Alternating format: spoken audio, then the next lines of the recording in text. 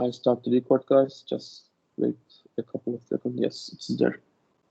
So this week we talk about the class MP, which is not non-polynomial. Okay, guys, it's not like complement of the polynomial or the class P, which means non-deterministic polynomial time.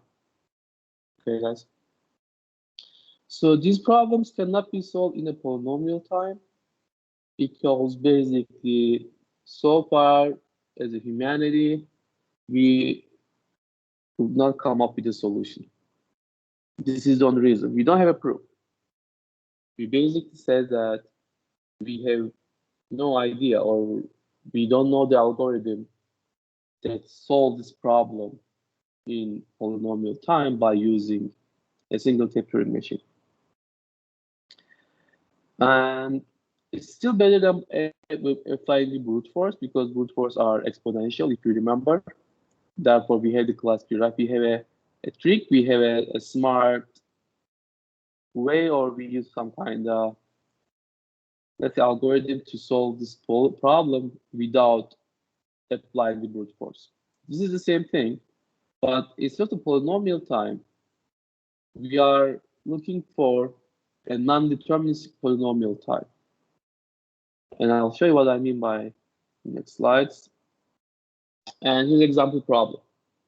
The problem is called the Ham path, and which basically, in a directed graph, we just make sure that there are like start and target. There are two nodes.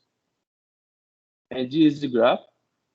We said that if there's a path starting from the S to the T, and each node can be visited only once, and all of the nodes are visited. I want to repeat this thing again. So this thing is called Hamiltonian path, which basically means that a path that visits all of the nodes once in a graph and visit all of the nodes, and like there's start and target, which basically start from the start and goes to target and visit all of the nodes only once and visit all nodes. Okay, guys. So the problem says that for a given directed graph, is there any Hamiltonian path or not? So the trivial approach, again, like brute forcing, right? Okay, we can just somehow create adjacency nodes. Let's say from S, right? We have A and B. Let's say this is A, this is B. This is A, and I'm sorry, this is not his neighbor. This is A. Oh, he's only one neighbor.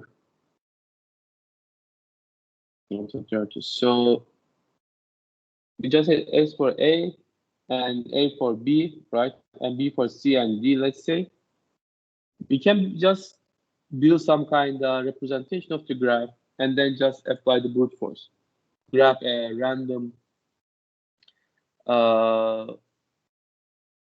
combination of permutation of the path between, like, by looking at adjacencies and see that if it is Hamiltonian path or not.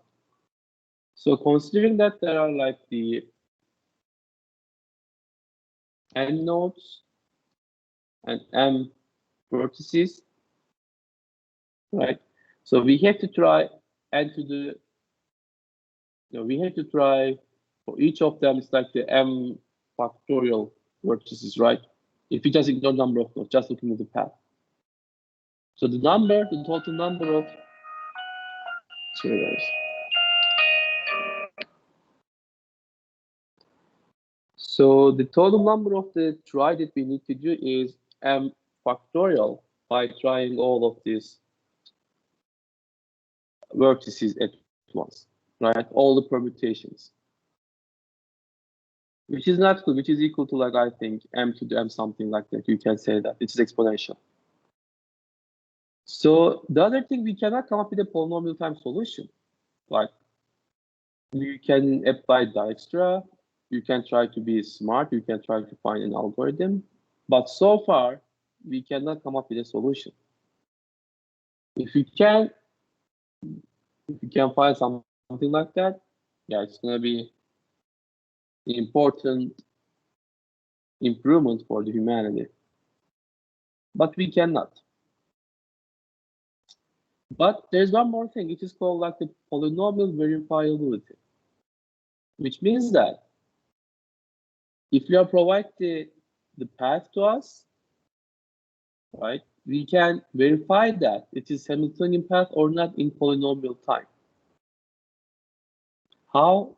Basically by looking at the path, they are like the M path, right? Or there should be at least N path, because like we would like to see every node visit at least once. So there are N nodes, which means that there must be at least N. There must be actually N path.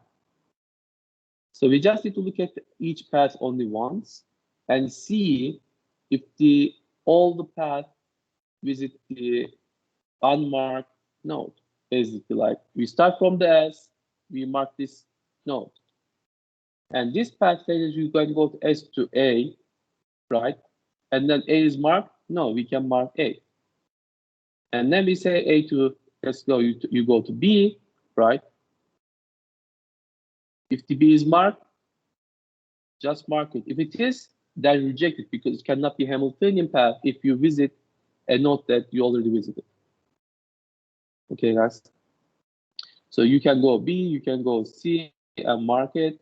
You can go D, E, mark F, and T. So if you do something like that and you have, if you know that you have n nodes and the path is the length n, you make sure that like you have the Hamiltonian path. The only thing that you need to care about is the starting and the target nodes are given as correct form, and then you're fine. So again, like the verifying existence of ham path is polynomial time, which is easier than finding if there's a ham path or not. Okay, guys. So just know that the polynomial verifiability, just keep it in mind. And I'm going to show you some more examples. And the other one is compositeness, the other problem, which can be defined as like the finding PQ or finding if the X is composite or not. And composite means that like basically non-prime. If the natural number is a composite, if it is the product of two integers greater than 1. Okay, guys, this is non-prime, we can say that. If it is the product of the summation, multiplication of two integers, two positive integers that they are bigger than 1, then we can say that the number is composite. But can we just think about a way to find if a big number is composite or not? And don't forget that, like we say polynomial time, we mean that the length of the input, right? Let's say if this is our number, the 1 at the beginning, so it makes sense. Okay.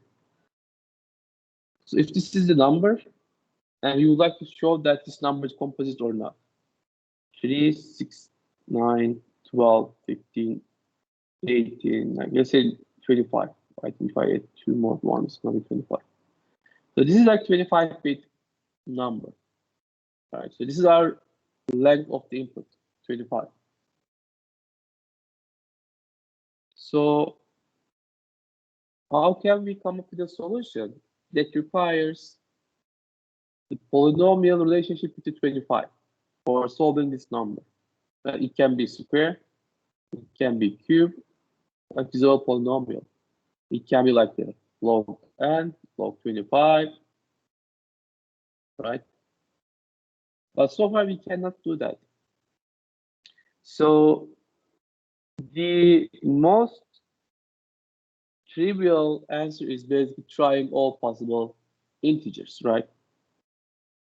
And we should start from the 2 divided 3 divided 4.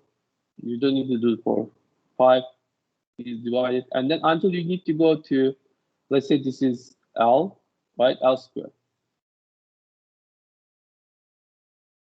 If the L square is not, if you go to till L squared and it's not still divisible by any number, then you can say it's a prime. But this is brute forcing. This is brute forcing, it's not a good way to do that. And if we do something like that, we have like 2 to the n. This number is as big as 2 to the n. If you get the square, it's just like 2 to the n divided by 2. So it is exponential. Right, guys? So again, then how we can show that? If a number is a composite, how we can verify that? If a given number is composite or not? Basically, if we have x, if we have p, we can just divide it. Right? We can just show that x divided by p is equal to some integer number without any remnant. Then we said, okay, this is a composite number and p is one of these divisors. Right, guys? And there are some problems that are not polynomially verifiable. For example, not Hampath, which means that you are giving the graph and you want to prove that, you want to decide that this graph does not have a Hamiltonian path. Okay, guys. So since it is like not Hampath, it is a component of Hampath. So it is not good enough to just show that one path is not there. You know, you make sure that none of the path is the Hamiltonian path to make sure that there is no Hampath.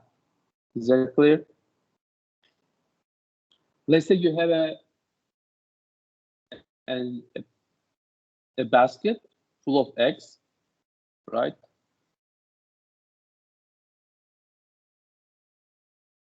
If I ask you that, is there any broken egg? Can you verify it? And you can say, yes, I just need to give you the one. Which one is the broken? I said, okay, this one. And you just look at it and see that, okay, it's broken. It's just like the polynomial time verify it. But if I tell you that, can you please verify there is no broken egg, right? Then you cannot pick a sample or you cannot pick a exam and like some kind of hint and then said, okay, I grabbed this one, this is not broken, so no of the eggs are broken. You cannot say something like that. Again, you have to look at all possible eggs in the basket, right? So therefore, the problem, the component of Hampath basically means that the graph that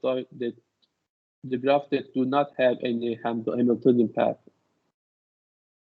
Deciding this thing is not polynomially verifiable because you have to show that one of the paths inside of the Hampath are Hamilton path basically. So maybe you can use some tricks, right? Because if the graph is not connected, right, you can basically in one time, you can say, okay, this is not, there is no Hamiltonian path, right? But this is a special case. Don't forget that we always consider the worst case scenario. Okay, guys.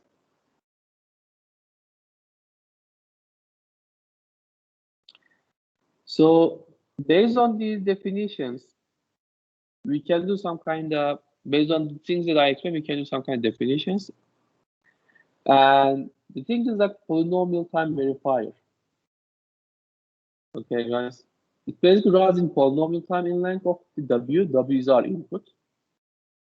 And verifies that the algorithm V accepts this thing for some string C. So this is our input. And this is the hint. C is the hint, or C is the proof of certificate. So basically, to verify the problem, for example, the Hampath problem, we are expected to given the solution, or basically the path from S to T, and this has become our proof or certificate. Exactly. So we expect that to be given the solution as a proof. And then we can look at the proof and verify it in polynomial time. And we call this proof or certificate as like we just use C as a variable. And if a language A has a polynomial time verifier, we call A is polynomially verifiable language. So HAMPath is an example. HAMPath can be verifiable, it can be verified, right, in polynomial time. And how we can do it? Basically, after receiving the solution, right, this ST, we just need to follow the path and just use this algorithm to mark each node that we visit. If the length of the path is equal to number of the nodes, and when we visit each node, when we like text each path or each vertex between each node, right? Then we can say this is Hamiltonian path. It takes a polynomial time, which is just O(n), right? Because we visit each node only once, and the length is only n.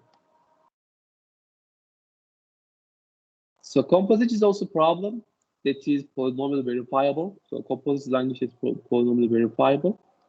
So here, the C is one of its divisors. Let's say we have a number. I don't need to do binary. Let's say we have this number.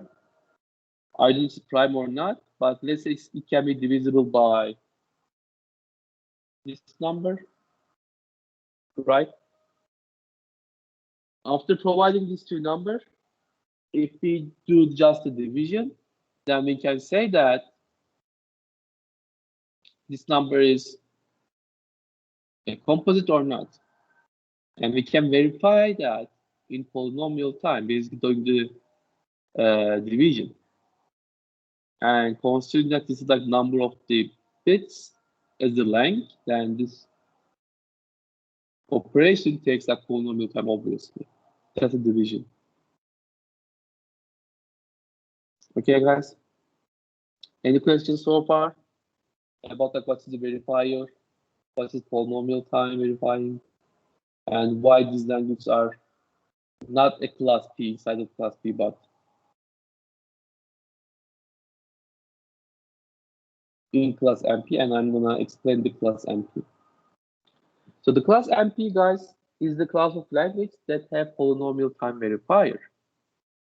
It is not polynomial, okay, guys? Don't get confused about it. And it comes from non-deterministic polynomial type. Basically, which means that a language is in NP if it is decided by some non-deterministic polynomial time Turing machine. So here, the keyword is we're going to use non-deterministic Turing machine.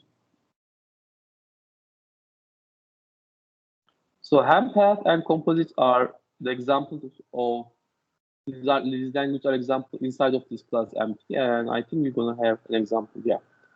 So this is for the HAMPath. This is the Turing machine, non-deterministic Turing machine that can solve this problem in polynomial time or non-deterministic polynomial time. These are two different concepts.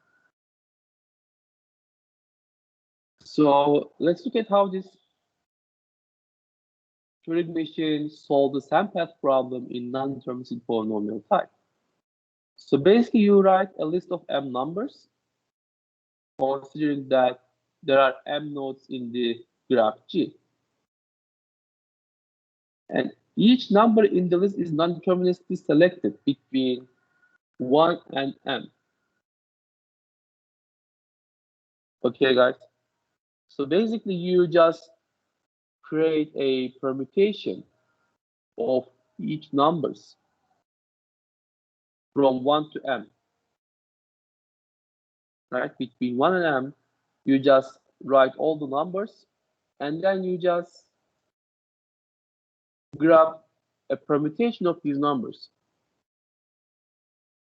So you try to avoid repetition, because if this is repetition, there is no hand path, right? You cannot go like node 1, node 2, node 3, then go node 1, right? You are not accepting any kind of repetition. And if repetition happens, just reject it. And you also need to check that the starting node is the first number, and the end node, the PM, should be the last number. Otherwise, basically, your graph is not between S. Your path is not starting from the S and T. Is that clear, guys? Then you reject it. And then for each I between 1 and n minus 1, so I is these numbers, right? You check that Pi and Pi plus 1 is the one of the vertices of the G. So it means basically, it means that like there's a valid vertices for a given like random number. You check that all of the paths are exist or not. If it happens, if there's no like path, you just reject it. Otherwise, like you basically satisfy all of the conditions, then you accept it. So let's look at it, how we can do it in polynomial time. So we have m numbers, right? And we just create a list non-deterministically. It just takes OM time, right? This is like polynomial time, basically. I don't need to write it. So this is very straightforward, just OM time. It's polynomial time. The second one, check for repetition in the list. If any are found, reject. We just need to visit almost only once, or we can just make a basically sorting, right? And see that if there is any like two nodes is just same number are next to each other, right? Which is like m log m, which is polynomial. Check whether S is equal to P1 and T is equal to Pm. It's just like O1, just checking that this is like also polynomial. And then what we need to do basically, we have the path, right, starting from the S and T or P1 to the Pm. We just need to make sure that there's a valid path between each consecutive numbers, right, two consecutive numbers. And if there is, we just accept it. If there's not, we just reject it. So it is also like polynomial time, because we just need to visit each vertices only once. So the idea is that if you go back to this one, okay, I have the clear wording. So this is 1, this is 2, this is 3, 4, 5, 6, 7, and 8. Let's say. Okay, guys. And then we just create a list of numbers between 1 and 8. Okay, this is our number. Is there a 4? Yeah. There is a 4 numbers. Then we create one more so we can just talk about it.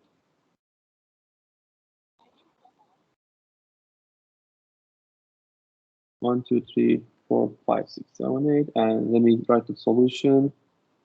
7, 6, 2, 3, 4, 5. Okay. So let's say we just create these lists. And the problem, we just consider that each path is looking at only once, right? So here what we do is first, we just create the list. And then we just check if there's repetition. We can just sort it, right? If we sort it, we can come up with a list. And then we can just make sure that each numbers are like, are not the same.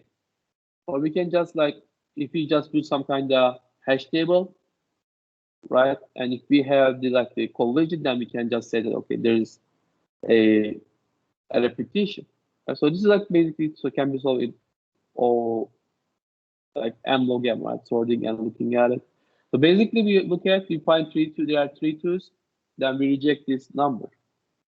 Okay, I cannot do that twice, go down.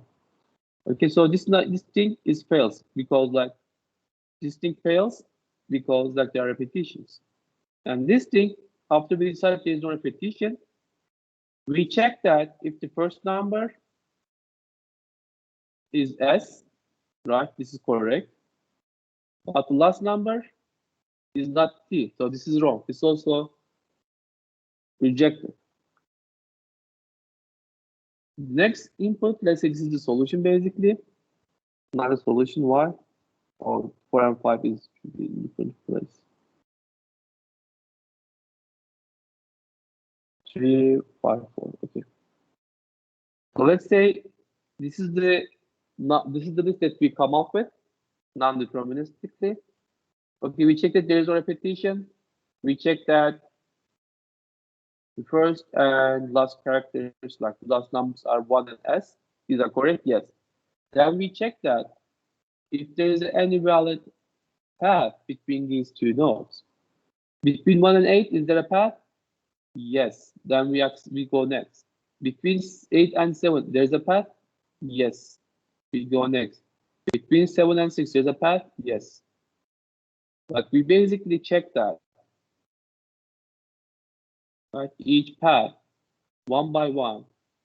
And after all the paths are verified, we basically path, like our list is list, right? Passed all the tests, then we just say we accept it. And it's Hamiltonian path. So this is how we can find a solution for like non-deterministically. And the thing is, it's like a good way to say that. It looks like a brute force, right? Because this step, basically like saying that I'm going to try all possible permutations of the numbers between 1 and n. So what is the catch then? The thing is, we are not using a machine which is deterministic. We are using a machine which is non-deterministic. Okay, guys? And therefore, in each step, these 4 steps are basically a polynomial step, but to reach the solution, we have to use a non-deterministic Turing machine. Okay, guys, this is the important part. So if you remember non-deterministic Turing machines, we have like the branches, right? The execution branch, so which can go like the, which can test multiple branches at one time, right? What I mean is you start from like nothing. For the each, if I go there, no, I don't do that. So we start from nothing, like from the root, and for each different number, at the first number, right? We have a different execution branch. This is 1, let's say this is 2, right? This is 3, this is 4, this is 8, let's say. And when a list come up, right? We just go to like the corresponding node or execution branch. Or let's say number, we have like our list start from the 1, 2, 3, 4, 5, 6, 7, 8.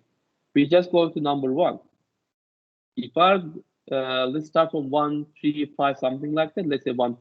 The first is the odd numbers, then like even numbers 2, 8, 4, 8, 6. Right? So again, these are like the goes to first branch to go first node, which is the first is first 1. And the fourth one, we have different branches again. 1, 2, 3, 4, 5. Is that clear, guys? So basically, when we run this Turing machine, it just like something like called multi-threading, or basically in theory, it can try all possible numbers in polynomial time. That's what it's called, like non-deterministic polynomial time. So we don't have any kind of like the space concern right now. Is that clear, guys? If your machine can go like can execute multiple branches at the same time, then you can solve this problem in polynomial time. Therefore, this MP is called non-deterministic polynomial time. If we have a machine which is not non-deterministic, which is deterministic, right? The problem can be solved in exponential time. It cannot be solved like polynomial time. I hope this is clear, guys. What does it mean by non-deterministic and deterministic?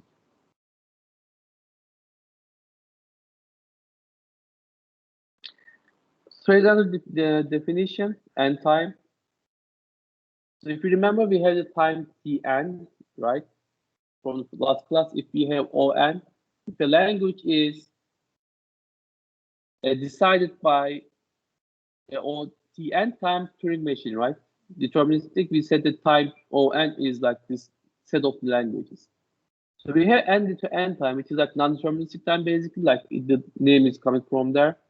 So L is a language decided by O(n) time non-deterministic Turing machine. So this is the set of all the languages, which is basically class MP, right? Let's talk about OTN time.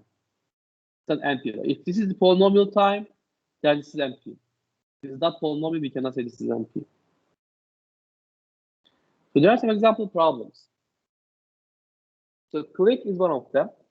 And click is basically a subgraph, which is undirected subgraph, that in this subgraph, each node it has a path between the other node, between all of the nodes, right? So there's a path between every possible pair of nodes. So K click means that like this is the 5 click, right? Because the subgraph has 5 nodes. And click problems is basically graph, and K is number. It can be 2, 3, 4, 5, whatever it is. I think it cannot be 2, right? No. 3, 4, 5. It goes on.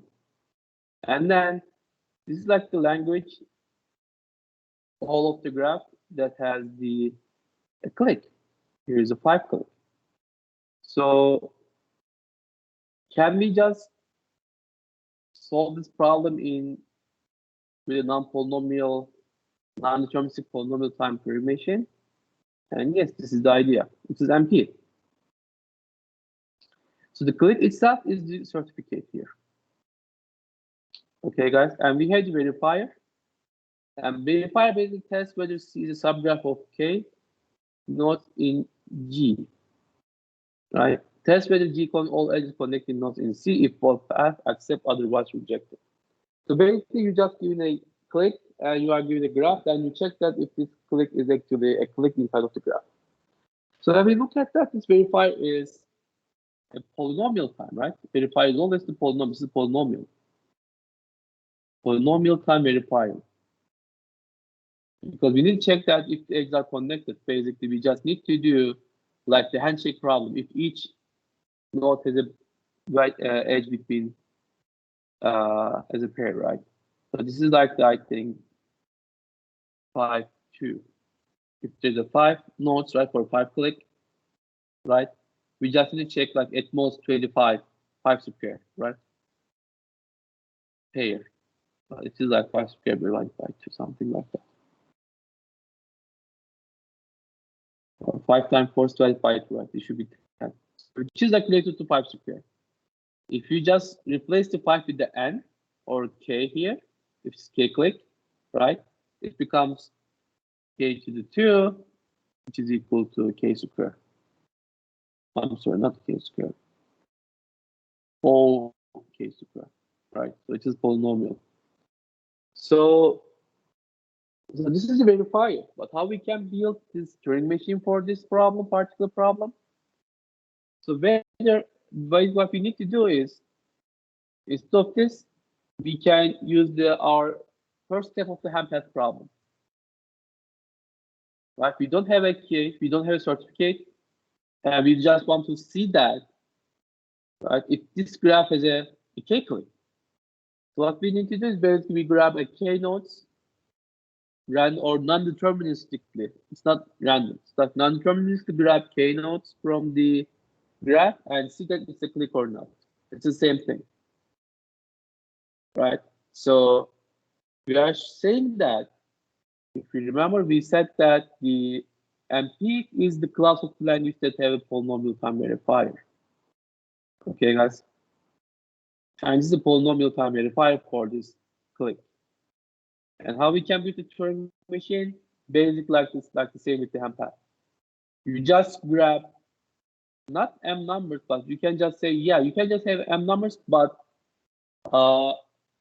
k numbers, right? So your list as big as k because it's k click, right? K numbers from PM to P1 to PM, where m is the number of nodes in G. And then you can check that if these k numbers are a click or not. So this is the solution for the click. right? It is the Turing machine that can decide a click in non-deterministic polynomial time. Another example, subset sum. Okay, guys, which is basically another nice problem where it says that if there's a subset of these numbers are equivalent to the final product. And for this example, we are seeing that, yes, this is inside of the subset sum language because 4 plus 21 is equal to 25. So the problem is that can we just check that? Can we just decide that if a language is subset sum or not? And this problem is also NP, right? Because here's the proof. The subset is the certificate. Subset means that, like for this one, our subset is 4 and 21, right? This is the subset. No, I'm saying it says like S target, and what does it mean? S is the number. No, S is the subset, right? C is the test, is the verifier, which is basically says that the subset. Itself is a subset, itself is a certificate. And T is our target number. So here, this is S, this is T, this is set, this is the target number, and certificate is the subset itself. I don't know, I think we can make it better. But test whether C is a collection of numbers that something okay, I understand. So C is the subset solution basically. So basically what you need to do, you just need to take the summation of all the nodes in this collection C and see that if it is equal to 25. Right. Test whether C is a collection of numbers that sum to T. Test whether S contains all the numbers in C. So you need to make sure that like C doesn't have any kind of outside the number. And if both pass, accept, otherwise rejected. Okay, guys. So this is the verifier, and it can work on like polynomial time because this is just if there's like this in C, if there's like m numbers, you just need to make the summation for these m numbers. And again, you just make a test, which is m numbers again. So this is OF. This is polynomial time verifier. So we can build a Turing machine for this particular problem, subset sum. Instead of this test whether C is a collection of numbers, right? We just say that like for the listing again, for the ham path again, we can non-deterministically create a list of numbers and then test that if these numbers are summation of these numbers inside of our list is equivalent to the T or not. So this is just like the Turing machine that we can build for subset sum. So here's a concern, guys, which is basically like the click, component click and subset sum click, component of subset sum are not like the class empty, right? For the ham path problem. So there's one more thing, like there's a something is called like P could be equal to NP. So which is very like confusing at first because like we said that okay, we in P class P we can come up with like the polynomial time deterministic Turing machine to decide these languages. But for MP, we said that we cannot come up with a polynomial time solution with deterministic Turing machine. Therefore, but we can find a non-deterministic polynomial time Turing machine solution for these languages. So it can be equal. And so the problem is that we do not know a solution for the problem inside of NP. We could not prove that there is no P solution for the problem in MP. Is that clear, guys?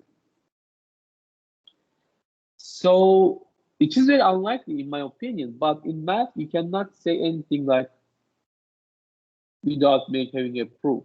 So therefore, one of these two things is correct. Either This is correct. P is not equal to NP, or P is equal to NP. One of them is correct because we don't have proof. So basically, so far we come up with so many problems, like the problem that I explained, and these problems we do not know if there's any kind of polynomial time deterministic solution. But we cannot prove that there is no solution. Is it clear, guys? Therefore, we can say some scientists argue that P could be equal to NP. The class P is the same with NP, which means that for all of these problems, clique, subset, Hamiltonian path, there might be a polynomial time solution. Okay. I chose my words very carefully. I said like might be, could be, because we do not know yet. Is that clear? We do not know. Therefore, I'm saying one of them is correct, but we do not know which one's correct. But this is like most likely. I don't think that we can just find this way. And the problem is basically this problem, like the issue is these problems are like hard in their base. Components they are like hard, not like as easy as the class P. So let's look at some other topic which is called NP completeness. And which problems, like these are the problems, certain problems in NP whose individual complexity is related to the entire class, and we call them NP complete. If you look at these problems, right, the first step is always the same. Subset sum, we can use the same first step, just create a list, right? For the other one, clique, we can just create a list. So these are like the first complexity of these problems, right, related to the entire class. And we call these problems are NP complete. So if any problem in NP requires more than polynomial time, an NP complete also does that, because like they are basically their complexity is related to the complexity of the time that we need to solve, the time required to solve the problem. Okay, guys. If we can come up with a solution or algorithm that can solve a one NP complete problem in polynomial time, just one, will be enough to say that all NP class is equal to P. Also, if we can show that one NP complete problem cannot be solved in polynomial time, then we can say P does not equal to P. It does equal NP. Okay, guys, so these are the key. These are like the key problems. The NP complete. So example problem is satisfiability problem. If you remember like the Boolean operations, like 0, this is and, this is or, this is not, or negate. And we can say the Boolean properties expression, this is phi, right? Phi equals is something like that. We can say something like that. This is like just a reminder. So satisfiability problem says that a Boolean form is satisfiable if some assignment of ones and zeros to the variables makes the formula evaluate to 1. So we try to find a assignment for x, y, and z, all the variables inside of this phi, and try to make them equal to 1. If this statement, if this expression can be equal to phi, then we can say, okay, this is like satisfiable statement, right? So this problem is one of the example, another example. So again, the problem is the same. You just need to build a list of x, y, z. You can build a like 0 and 1 for each x or x, y, z, right? You can build if there's like n variable, you can build n square variable, like this is zeros, this is ones. So this is something like that, zeros. What happened? So this is zeros, this is ones, right? So this is 0, this is okay, it's better. Then you can build each variable here, x, y, z. Same thing here, right? X. So this is like x, y, z here again. And you can just make the assignment 0 and 1, 0 and 1, 0 and 1. And make sure that if one of them is equal to 1 or 0. If we can find the 1, then we can find the solution.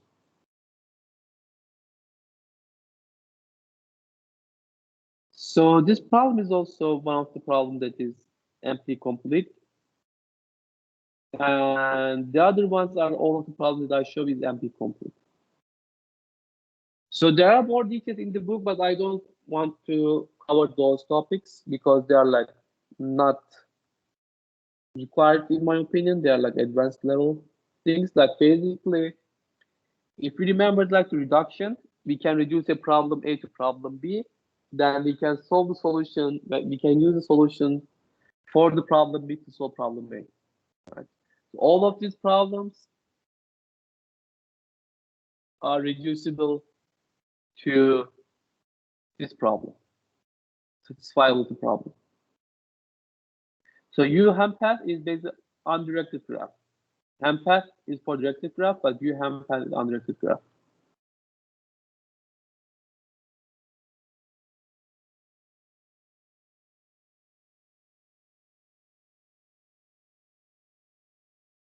So again, like I don't want to give you any kind of mathematical details. And this is it for the class.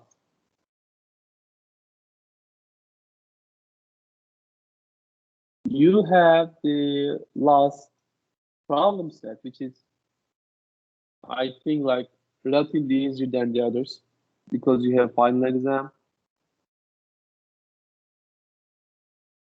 Problem set 7.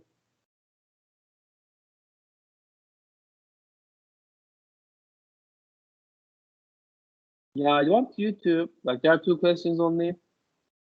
And part 2 is the problem. Basically, like,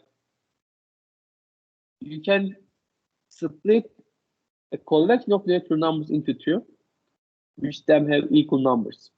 This is the problem. I want you to be the non-NP termination that decides language partition. Like this. Like this. Yeah, like this. Okay, guys. I want you to build a non-deterministic polynomial time Turing machine that decides the partition problem, partition language. So basically means that your set has, let's say, 1, 4, and 2, 3. You can say that you can split this set into 2, and their summation will be equal. 1 plus 2 equal to 2 plus 3. 1 plus 4 equal to 2 plus 3. And the other question is prove that if a language is L is in the class P, then L star is also in class P. Okay, guys, these are 2 questions, and you have time till the day before, like midnight before the final exam. And that's it. Is there any question? And this will be your last problem set.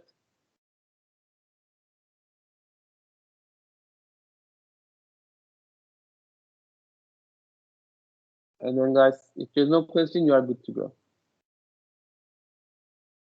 And thanks, and I wish you good luck in your final exam, guys. See you in final time.